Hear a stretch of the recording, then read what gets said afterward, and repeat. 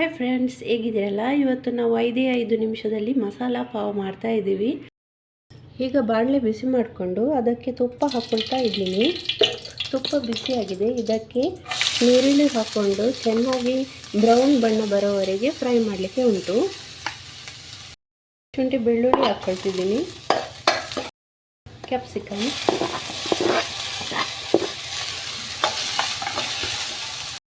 Tomato ಹಾಕ್ಕೊಂಡಿದ್ದೀನಿ. ನಾನು ಏನೆಲ್ಲ ವೆಜ್ಜೀಸ್ ಯೂಸ್ ಮಾಡಿದ್ದೀನಿ ಅದನ್ನು ಚೆನ್ನಾಗಿ ಹಸಿ ವಾಸನೆ ಹೋಗೋ ತನಕ ಫ್ರೈ ಮಾಡಬೇಕು. ಮಸಾಲಕ್ಕೆ ಕೊರಿಯಂಡರ್ ಪೌಡ್ರ್, ಚಿಲ್ಲಿ ಪೌಡ್ರು, ಜೀರಾ ಪೌಡ್ರು ಹಾಗೂ ಗರಂ ಮಸಾಲ ತಗೊಂಡಿದ್ದೀನಿ. ಇದಕ್ಕೀಗ ಸ್ವಲ್ಪ ನೀರು ಹಾಗೂ ಉಪ್ಪು ಹಾಕ್ಕೊಳ್ಳುವ. ಚೆನ್ನಾಗಿ ಮಿಕ್ಸ್ ಮಾಡ್ಕೊಳ್ಳಿ. 2 ನಿಮಿಷ ಬೇಯಿಸ್ಕೊಳ್ಬೇಕು. ಈಗ ಕೊನೆಯಲ್ಲಿ ಕೊತ್ತಂಬರಿ ಸೊಪ್ಪು ಹಾಕಿ ಮಿಕ್ಸ್ ಮಾಡ್ಕೊಳ್ಳಿ.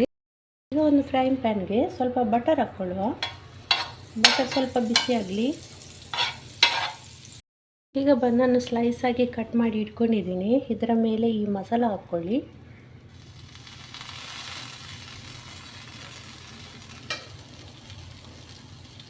ಈಗ ಇದರ ಮೇಲೆ ಚೀಸ್ ಹಾಕ್ಕೊಳ್ತಾ ಹೋಗುವ.